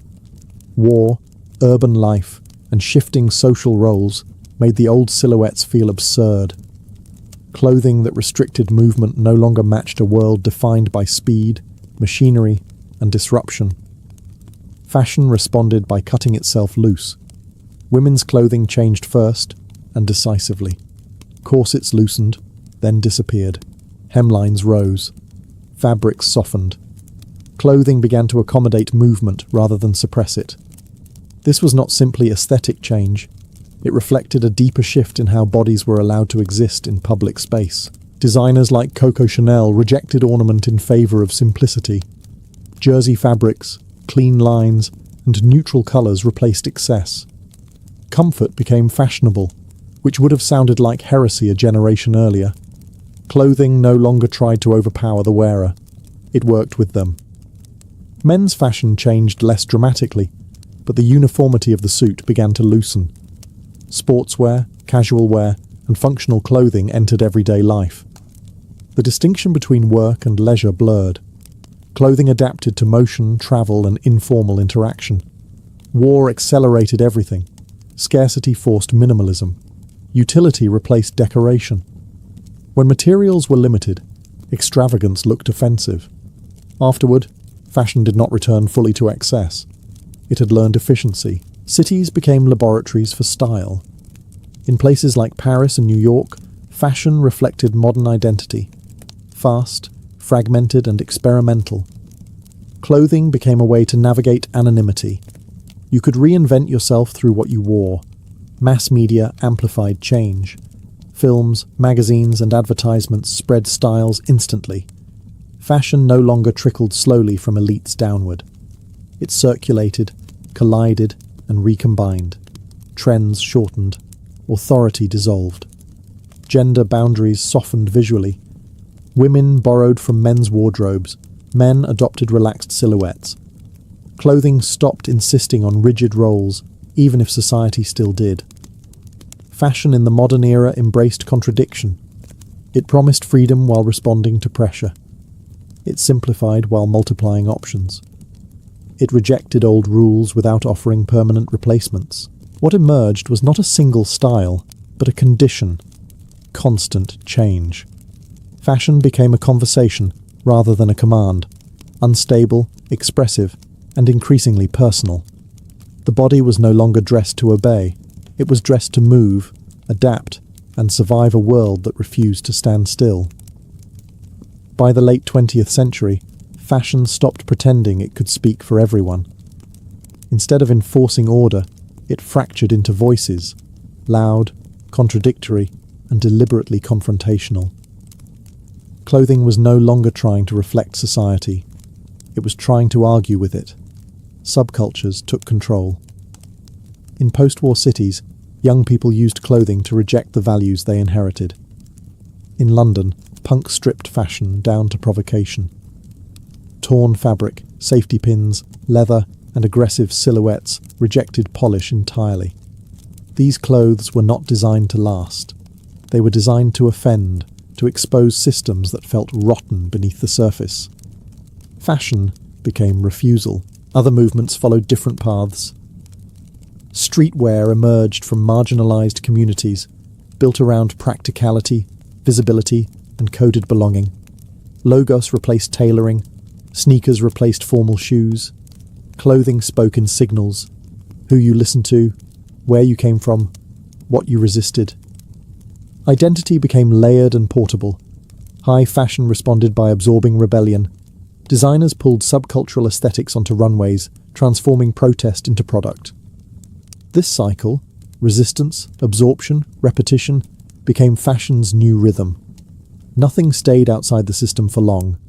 Technology accelerated everything. Global production, fast fashion, and digital media collapsed time and distance.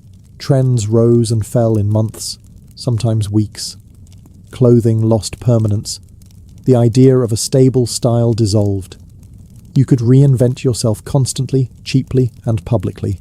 At the same time, fashion became more personal and more political. Choices about clothing began to signal beliefs: sustainability, gender expression, cultural identity. Traditional categories blurred.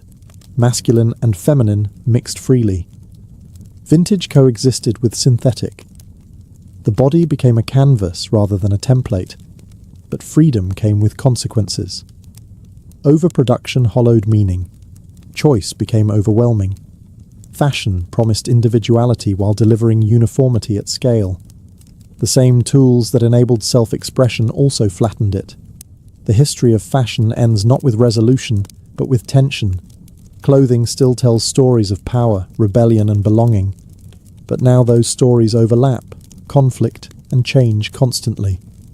From linen wraps to leather jackets, fashion has always been about more than fabric. It has been about who gets to be seen, who gets to decide, and how loudly a body is allowed to speak. Long before music became an art, rhythm was an instinct. The earliest drums were not invented, they were discovered. Humans noticed that striking a hollow object produced a sound that travelled farther than the voice and lasted longer than a shout. That sound carried authority. It demanded attention. It echoed something already familiar, the steady pulse inside the chest. The first drums were crude by necessity and powerful by effect. Hollowed logs, stretched animal skins, gourds, clay vessels, even the ground itself became instruments. Hands, sticks, and feet provided the technique. There was no separation between musician and audience because drumming was communal by design. Everyone felt it. Everyone moved to it. Rhythm did not need translation. Drumming served purposes far more serious than entertainment. It synchronized group activity: walking, rowing, working, hunting. A shared beat aligned bodies into a single unit. In dangerous environments, coordination meant survival.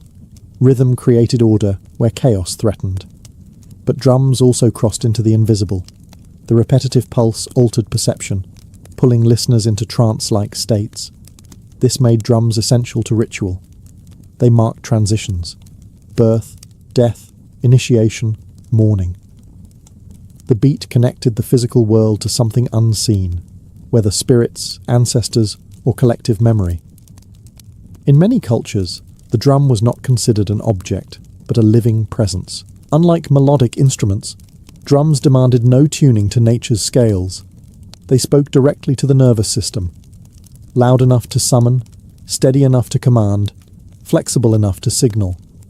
A change in rhythm could warn of danger, announce celebration, or enforce authority. The drum became an early form of language, abstract, but universally understood. What makes drums unique is their inevitability. Every culture developed them independently, not because of imitation, but because rhythm is embedded in biology. Heartbeats, footsteps, breathing. The body is already a percussion instrument. Drums externalized what humans already were. There was no elite class of drummers at first. Rhythm belonged to everyone. It was shared, repeated, inherited. Children learned it before words. Elders preserved it through repetition rather than notation. Knowledge lived in the hands, not on the page. This is where the history of drums truly begins. Not in courts or concert halls, but around fires, in open spaces, among people who understood something fundamental. Before humans learned how to sing together, they learned how to beat time together. The drum was the first instrument because it was the first truth. As human societies settled and grew more complex, Drums moved from instinctive tools into sacred instruments. In the earliest civilizations, rhythm became formalized, regulated, and infused with spiritual authority. Drums were no longer just beaten, they were invoked. In ancient Mesopotamia, percussion accompanied temple rituals and royal ceremonies. Drums marked offerings to the gods, processions through cities, and the presence of authority. Their sound was believed to travel beyond human ears, carrying prayers upward and summoning divine attention. Silence, in these moments, was not neutral. It was dangerous. In ancient Egypt, drums held a similarly sacred role. Frame drums and barrel-shaped drums appeared in religious festivals, funerary rites, and celebrations honoring the gods. Rhythm guided dancers, priests, and participants into coordinated movement, reinforcing cosmic order. The idea that society, nature, and the divine were meant to move in harmony. Drums also became instruments of power. In early states, sound controlled space. A drum beat could command attention across crowds long before written announcements or amplified speech. Leaders understood this instinctively. Ritual drumming framed authority as something sanctioned not just by people, but by the heavens. In many cultures, the drum itself was sacred. Materials mattered. Animal skins were chosen carefully, often from creatures associated with strength, fertility, or protection. The act of making a drum could involve ritual preparation, offerings, or purification. The instrument was believed to contain spirit, memory, or ancestral presence. To strike it incorrectly was not merely a musical error. It was a breach of respect. Drumming also regulated time. Festivals followed rhythmic cycles. Ceremonies unfolded according to beats rather than clocks. Repetition anchored memory in societies without written records. Rhythm preserved tradition. Unlike melodic instruments reserved for trained specialists, drums remained communal, even as societies stratified. While priests or musicians might lead, participation was collective. The beat invited response. It was inclusive by nature. What distinguished early civilization drumming from prehistoric rhythm was intention. The beat now meant something specific. It signaled sacred moments, reinforced hierarchy, and stabilized belief systems. Rhythm became architecture for society, invisible but foundational. As civilizations expanded, drums traveled with them. Trade, conquest, and migration carried rhythms across regions, where they adapted without losing their core power. The drum had become more than a heartbeat. It had become a bridge between humans and gods, order and chaos, sound and meaning. As societies expanded beyond villages and cities, drums acquired a new, harsher role. They became tools of coordination in conflict, instruments that could move bodies across distance, impose order in chaos, and turn sound into command. On the battlefield, rhythm was authority. In ancient China, large war drums were used to signal advances, retreats, and formations. The beat replaced speech, cutting through noise and confusion. Soldiers trained to respond instinctively to rhythm, not words. A single pattern could mobilize thousands. Silence, again, was never accidental. Across ancient India, drums accompanied armies and royal processions alike. Percussion announced power before it arrived. The sound of drums rolling across open land was psychological warfare. It warned enemies, energized troops, and framed combat as ritualized duty rather than chaos. Drums excelled at distance. Before flags, horns, or radios, rhythm traveled reliably through air and terrain. Unlike speech, it could not be misunderstood linguistically. The body recognized it immediately. Fast meant urgency. Slow meant control. Repetition meant order. Change meant danger.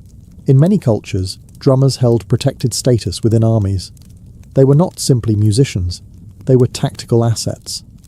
To silence an enemy's drums was to disrupt command itself. To lose your own meant confusion, panic, and collapse. Beyond battle, drums structured civic life. They announced curfews, assemblies, executions, and celebrations. Cities pulsed to regulated sound. Time was kept by rhythm rather than clocks. The drum governed daily movement. Yet even in war, drums retained symbolic weight. Beating the drum before battle invoked ancestral protection and moral justification. Conflict was framed as necessary, sanctioned, and meaningful. Rhythm made violence feel ordered. This dual nature, sacred and brutal, defined the drum's expanding identity. It could summon gods or summon soldiers. It could heal or terrify. The same instrument served both altar and battlefield without contradiction. As empires collided, rhythms crossed borders. Military drumming styles influenced one another, evolving through contact and conquest. Patterns became sharper, louder, more standardized. Precision mattered. By this stage, drums were no longer communal in the old sense. They were specialized, disciplined, and strategically deployed. Rhythm had become a language of power, one that could organize belief, enforce obedience, and move history forward with a beat that could be felt long before it was understood. While many civilizations used drums to project authority from the top down across much of Africa, drumming evolved in the opposite direction, outward from the community itself. Here, drums were not background instruments or tools of command. They were voices. To understand African drumming is to understand rhythm as social structure. In many African societies, drums functioned as a form of speech. Tonal languages allowed rhythms to mimic the rise and fall of words, turning drums into communicative tools. Messages could be sent across villages, announcements, warnings, celebrations, even personal names. The drum did not accompany language, it became language. Drumming marked every stage of life. Birth, initiation, marriage, harvest, mourning. Each moment had its own rhythms, patterns learned through repetition and memory rather than written instruction. To know the rhythms was to know your place within the community. Music was not separated from daily life. It was embedded in it. Unlike hierarchical court or military drumming, African percussion emphasized dialogue. Call and response patterns created conversation rather than command. One drummer spoke, another answered. Dancers responded with movement. The audience was never passive. Participation was expected. Rhythm created belonging. The instruments themselves varied widely. Djembes, talking drums, dunan, frame drums, each carried regional identity. Materials were local. Construction followed tradition. The act of making a drum was often ritualized, acknowledging the instrument's role as more than an object. A drum could represent lineage, history, and collective memory. Drummers held respected but grounded positions in society. They were historians, messengers, and mediators. Through rhythm, they preserved stories, genealogies, and moral lessons. Where written records were absent, drums remembered. This deep integration made drums inseparable from identity. Rhythm distinguished one group from another. It marked territory without borders. When people migrated, the rhythms travelled with them, adapting without disappearing. This tradition would later reshape global music in ways that are impossible to overstate. As African peoples were displaced through trade and enslavement, their rhythms survived even when instruments were stripped away. Hands, feet, and voices carried the beat forward. What makes African drumming unique is not complexity alone, but philosophy. Rhythm was not decoration, it was structure. Time itself was experienced as layered, cyclical, and shared. The drum here was not an authority imposed from above. It was the sound of community thinking out loud, together, in time, without separation between music and life. When African rhythms were torn from their homelands through forced migration, the drum became dangerous. In many parts of the Americas and the Caribbean, colonial authorities quickly realized what rhythm could do. Drums gathered people. Drums coordinated movement. Drums remembered things that power preferred forgotten. So drums were banned. But rhythm did not disappear. It adapted. Enslaved communities were often forbidden from owning or playing drums, especially after uprisings where percussion had been used to communicate and organize. Silence was enforced, but only on the surface. The body became the instrument. Hands clapped. Feet stomped. Voices layered rhythm into work songs, spirituals and chants. The beat survived by hiding in plain sight. In places like the Caribbean and the Brazil, drumming traditions were disguised within religious practice. Percussion became prayer. Rhythms were embedded into ceremony, masked as worship, while preserving ancestral memory. The drum was no longer always visible, but it was always present. Improvised instruments filled the gaps. Barrels, boxes, bones, tools. Anything that could produce sound became part of the rhythmic arsenal. What mattered was not the object, but the pattern. Rhythm proved more resilient than material. In the United States, this transformation shaped entirely new musical forms. Work rhythms synchronized labor under brutal conditions. Spirituals encoded hope and resistance beneath religious language. Later, these rhythmic foundations would give rise to blues, jazz, and eventually modern popular music. Even when melody changed, percussion carried the memory forward. What emerged from this period was not loss, but evolution. Rhythm absorbed trauma and converted it into structure. It became a way to endure without erasing identity. The drum, stripped from the hands, reappeared in the body itself. This history matters because it explains why percussion in the modern world often carries emotional weight beyond sound. Drums do not just entertain. They remember. They carry histories of control, resistance, and survival. When drums eventually returned openly, in festivals, ceremonies, and music, they came back transformed, louder, layered, defiant. This chapter of drumming history is not about instruments advancing or techniques improving. It is about rhythm refusing to die. Even when stripped of wood and skin, the beat stayed alive, tapping through generations, waiting for the moment it could once again be struck openly, without fear. As rhythm survived through adaptation and resistance elsewhere, Europe took a different path. Drums there were absorbed into systems, military, religious, and eventually artistic, where precision mattered more than communal expression. Percussion became regulated, standardized, and disciplined. In medieval and early modern Europe, drums were tightly linked to armies. Side drums set marching pace, enforced timing, and imposed unity on large groups of soldiers. Rhythm trained bodies to move as one. Unlike African call and response traditions, European military drumming demanded obedience, not dialogue. The beat was fixed. Deviation was error. This approach carried into ceremonial life. Church music used percussion sparingly, but rhythm still structured time. Bells marked hours. Processional beats ordered movement. Sound controlled space and behavior. Music reinforced hierarchy. As orchestral music developed, drums entered a new environment. In courts and concert halls, percussion became a supporting force rather than a leading voice. Timpani, bass drums, and auxiliary percussion emphasized drama, tension, and resolution. They did not speak freely. They obeyed the score. The orchestra transformed drums into symbols of power rather than participation. A single strike could signal danger, triumph, or fate itself. But that strike was carefully placed. Improvisation disappeared. Precision ruled. This shift reflected broader cultural values. Western music increasingly prized notation, control, and authorship. Rhythm was something to be written, rehearsed, and repeated exactly.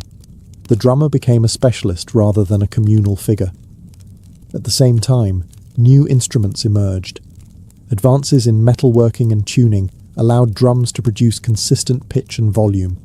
Percussion grew louder, deeper, more controlled. The chaotic pulse of earlier eras was reshaped into disciplined force. This transformation was not neutral. By placing rhythm inside rigid systems, Europe separated drums from their social roots. Percussion became something to listen to rather than something to join. The audience was expected to remain still.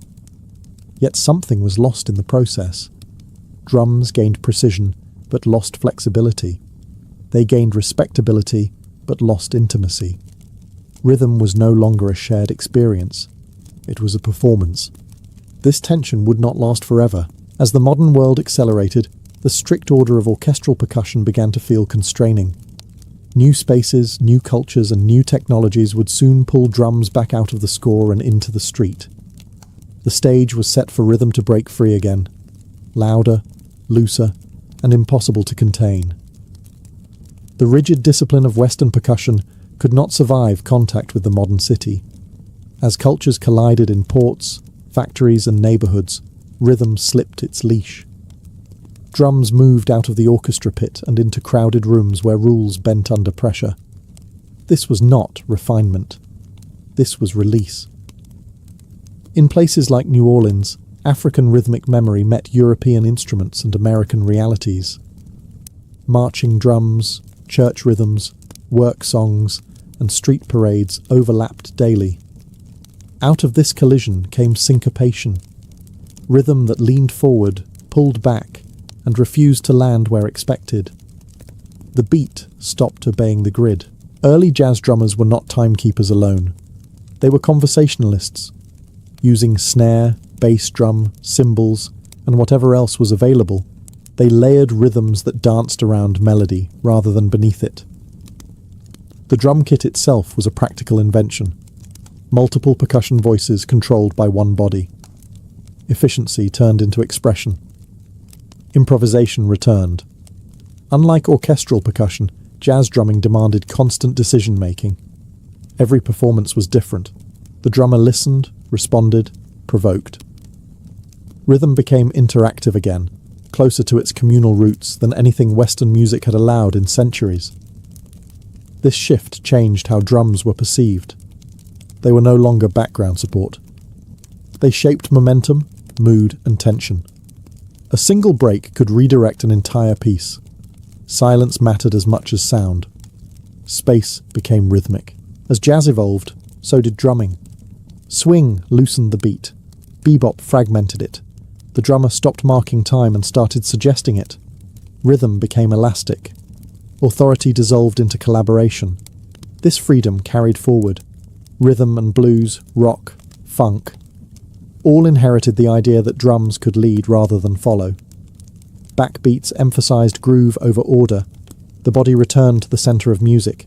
People danced again, not politely, but instinctively. Technology amplified everything. Microphones made subtle playing audible.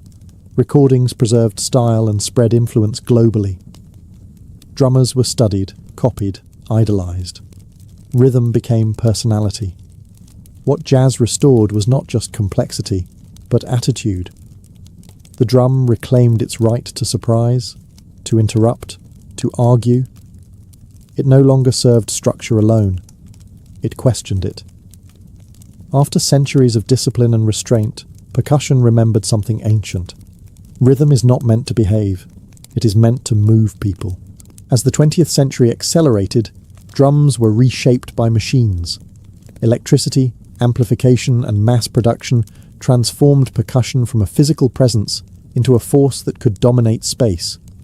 Rhythm grew louder, heavier, and impossible to ignore. The invention of amplification changed everything. Drums no longer needed to compete with horns or guitars acoustically. Microphones pulled subtle strikes into focus, while amplifiers allowed sheer volume to overwhelm a room.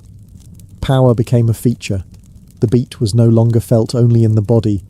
It rattled walls, floors, and chests. Rock music pushed this to its limit. The drum kit expanded in size and aggression. Bass drums deepened, cymbals multiplied. Drumming emphasized repetition and impact rather than complexity. The goal was not conversation, but propulsion. Rhythm drove crowds forward as a single mass. The beat became physical force. At the same time, industrialization standardized instruments. Drum kits were manufactured at scale, tuned for consistency rather than individuality. What was gained was accessibility. Anyone could buy a kit, learn the patterns, and join the rhythm. What was lost was regional variation. Sound began to flatten. Electronic technology took this even further. Drum machines removed the human body entirely. Perfect timing replaced feel. Beats looped endlessly without fatigue. This precision fit a world built on schedules, factories, and digital grids. Rhythm became mechanical, yet this did not erase emotion. Instead, it changed how it was delivered. Electronic beats created hypnotic repetition, inducing trance states not unlike ancient ritual drumming, but stripped of visible ceremony. Clubs replaced fire circles, lights replaced torches. The beat remained. Genres splintered rapidly. Funk emphasized groove. Metal emphasized speed and force. Hip-hop reclaimed rhythm as language, looping breaks and turning drums back into narrative tools. Sampling resurrected old beats, placing history inside new machines.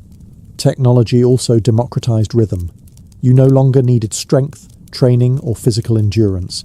You needed software. Rhythm became programmable, editable, shareable. The drum spread faster than ever before, crossing borders in seconds.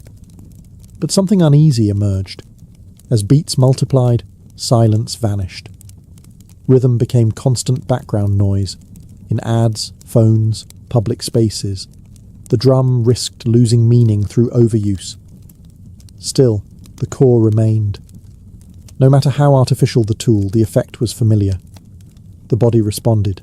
Feet tapped, heads nodded, hearts aligned. Technology did not replace the drum. It magnified it, turning the oldest human sound into the loudest voice of the modern world. At the end of its long journey, the drum has not settled into a single role. It has accumulated them. What began as instinct became ritual, command, community, rebellion, and machine, without ever losing its core function. The drum still does what it has always done. It aligns bodies, carries memory, and demands response. In the modern world, drums exist everywhere, often unnoticed. They pulse beneath music, advertising, film, and daily noise. Yet when rhythm is stripped away, absence is immediately felt. Silence without beat is unsettling. The drum remains a psychological anchor. Across cultures, traditional drumming persists alongside electronic production. Indigenous rhythms are preserved, revived, and recontextualized. Drums appear in protests, ceremonies, and healing practices, not as nostalgia, but as continuity. Rhythm still gathers people when words fail. Drumming has also returned to the body. Percussion circles, therapeutic drumming, and communal rhythm practices reclaim something ancient: participation without performance. You do not need talent to beat time. You need presence. This accessibility explains why drums remain powerful long after more complex instruments have risen and fallen. At the same time, the future of drumming is uncertain. Artificial intelligence can now generate perfect rhythms endlessly. Machines can simulate human feel convincingly. Precision is no longer a limitation. Meaning, however, remains unresolved. A flawless beat does not guarantee connection. What separates a drum from noise is intention. Someone chooses when to strike. Someone responds. Even in digital spaces, rhythm still seeks bodies to receive it. The drum's history reveals a pattern. Whenever rhythm becomes too controlled, it escapes. Whenever it is banned, it reappears elsewhere. Whenever it is mechanized, it finds a way back into flesh. This cycle has repeated for thousands of years. The drum does not evolve toward complexity. It circles back to necessity. It thrives where speech collapses, where order fails, where people need to move together without explanation. From tribal fires to concert stages, from battlefield signals to bedroom speakers, the drum remains unchanged in purpose, even as tools shift. It is still the fastest way to turn many into one.